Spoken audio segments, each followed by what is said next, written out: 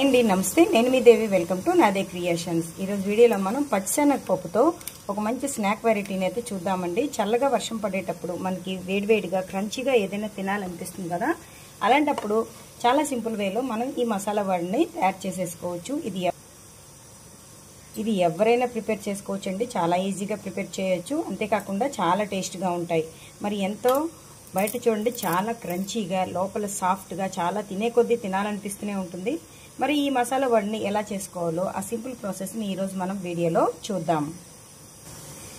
దీనికోసం ముందుగా ఈ శనగపప్పుని 2-3 టైమ్స్ శుభ్రంగా వాష్ చేసుకొని మినిమం 3 అవర్స్ పాటు చక్కగా సోక్ చేసుకొని పెట్టుకోవాలి. మరి శనగపప్పు గారెల కోసం ఇలాగా ఒక 3 అవర్స్ పాటు నానబెట్టుకుని శనగపప్పులో వాటర్ అంతా తీసేసి ఇలా రెడీగా పెట్టుకోండి. చూడండి, ఇలా అంటే మనకి చక్కగా ఇలా విడిపోయినట్టు నానిపోవాలి. ఇప్పుడు వీటిని పక్కన పెట్టేసుకొని ఇప్పుడు ఇలా ఒక మిక్సర్ జార్ని తీసుకుని దాంట్లో మీ కారానికి తగినట్టుగా పచ్చిమిర్చి నేను ఇక్కడ ఒక 10 వరకు వేసాను. అలాగే కొద్దిగా క్రష్ చేసుకున్న 1 ఇంచి అల్లం, 1 టీ స్పూన్ వరకు జీలకర్రను వేసేసి వీటిని ముందు మెత్తగా పేస్ట్ చేసుకోవాలి. ఇప్పుడు ఇలా ఒక మిక్సర్ జార్ తీసుకుని దాంట్లో మనం సోక్ చేసి పెట్టుకున్న ఈ శనగపప్పుని ఇలా యాడ్ చేసేసుకుందాం. దీంట్లో కొద్దిగా 1 టేబుల్ స్పూన్ వరకు శనగపప్పు నుంచేసి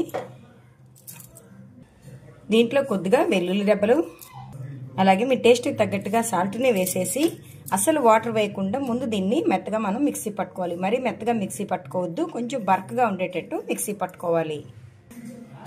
ఇలా మనం మిక్సీ పట్టేసుకున్నాం. మనకి ఇలా కొంచెం బరకగా ఉంటే సరిపోతుంది. ఇప్పుడు ఇలా ఒక మిక్సింగ్ బౌల్ తీసుకొని ఇందులో మనం ప్రిపేర్ చేసుకున్న ఈ మిశ్రమాన్ని ఇలా వేసేసుకుందాం.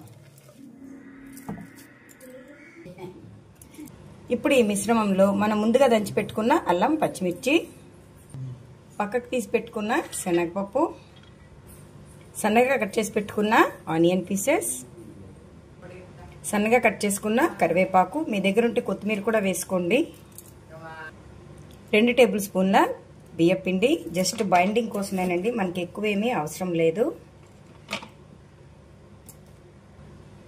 ఇప్పుడు వీటన్నిటిని బాగా మిక్స్ చేసేసుకోవాలి. అసలు వాటర్ పోయిద్దండి, మనకు వాటర్ ఏమీ అవసరం ఉండదు. ఇలా మొత్తం కలిపేసుకున్న తర్వాత ఒక్కసారి సాల్ట్ చెక్ చేసుకుని దీంట్లోంచి కొద్దిగా తీసుకుంటూ మనం ముందుగా బాల్స్ లాగా ప్రిపేర్ చేసేసుకుందాం. ఇలా చేసేసుకుంటే మనకి గారెలు వేసుకోవడం చాలా ఈజీ అవుతుంది. ఇలా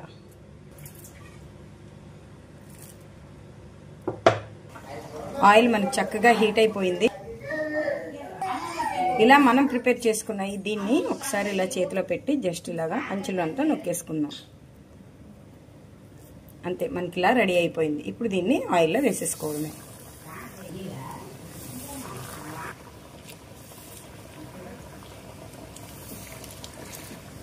ఇలానే వేసేసుకున్న తర్వాత మీడియం ఫ్లేమ్లోకి అడ్జస్ట్ చేసుకుని వేసిన వెంటనే కదిపించకుండా కొద్దిగా కలర్ మారిన తర్వాత అటు ఇటు తిప్పుకుంటూ మంచి బ్రౌన్ కలర్ వచ్చేంత వరకు ఫ్రై చేసేయండి. మనకి చక్కగా బ్రౌన్ కలర్లో ఫ్రై అయిపోయాయి. ఇప్పుడు వీటిని ఆయిల్లోంచి తీసేసుకున్నాం.